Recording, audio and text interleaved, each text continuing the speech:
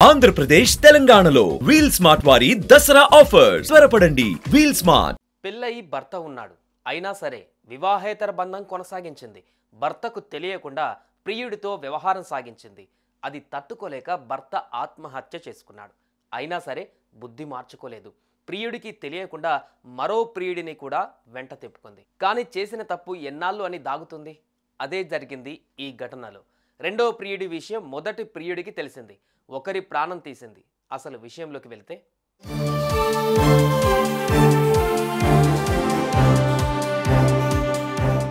రంగారెడ్డి జిల్లా చేవెళ్ల మండలం కౌకుంట్ల గ్రామానికి చెందిన అనితకు 15 ఏళ్ల క్రితం కోటుపల్లి మండలం అన్నాసాగర్కు చెందిన వ్యక్తితో వివాహమైంది.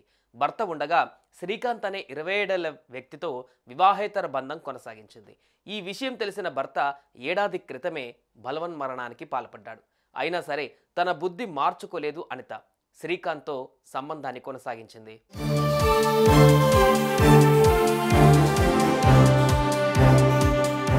ఇంతలోనే అనితకు చౌట మల్లేశంతో పరిచయం ఏర్పడింది. ప్రియుడికి తెలియకుండా అతనితో కూడా సంబంధం పెట్టుకుంది.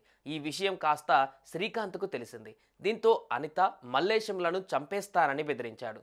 శ్రీకాంత్ ఎలాగైనా చంపుతాడన్న భయంతో అతన్ని వదిలించుకోవడం బెటర్ అనుకుంది అనిత. రెండో ప్రియుడు మల్లేశంతో ప్లాన్ వేసింది. శ్రీకాంత్ను చంపడమే బెటర్ అని చెప్పింది.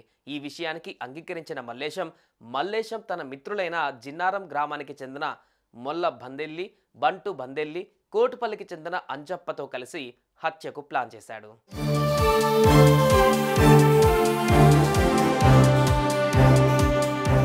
సెప్టెంబర్ 25న శ్రీకాంత్ను అనిత, మల్లేశం అతని మిత్రులు లింగంపల్లి చౌరస్తాకు రప్పించారు.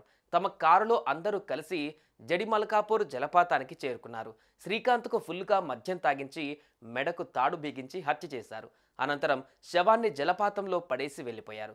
ఆ తర్వాత గ్రామంలోకి వచ్చి శ్రీకాంత్ ఇకపై కనిపించడు అంటూ మాట్లాడారు. ఇది విన్న గ్రామస్తులకు అనుమానం వచ్చింది. శ్రీకాంత్ ఏమయ్యాడంటూ వారి కుటుంబ సభ్యులు అడగడంతో శ్రీకాంత్కు కాల్ చేయగా స్విచ్ ఆఫ్ వచ్చింది. ఇక దీంతో పోలీసులకు సమాచారం ఇచ్చారు శ్రీకాంత్ తండ్రి నరసింహులు. వారి ఫిర్యాదు మేరకు ఎస్ఐ స్రవంతి దర్యాప్తు చేపట్టారు. అనుమానితులైన మల్లేశం అతని మిత్రులను అదుపులోకి తీసుకుని విచారించగా అసలు విషయాన్ని యాక్సెప్ట్ చేశారు. దీంతో వారిని పోలీసులు అరెస్టు చేశారు.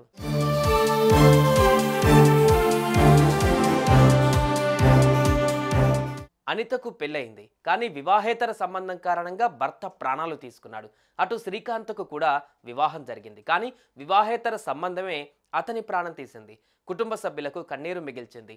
ఇలాంటి బంధాలు తాత్కాలికమే అయినా ప్రాణాంతకం. కాబట్టి అలాంటి బంధాల జోలికి వెళ్ళకండి. కుటుంబాలను కాపాడుకోండి.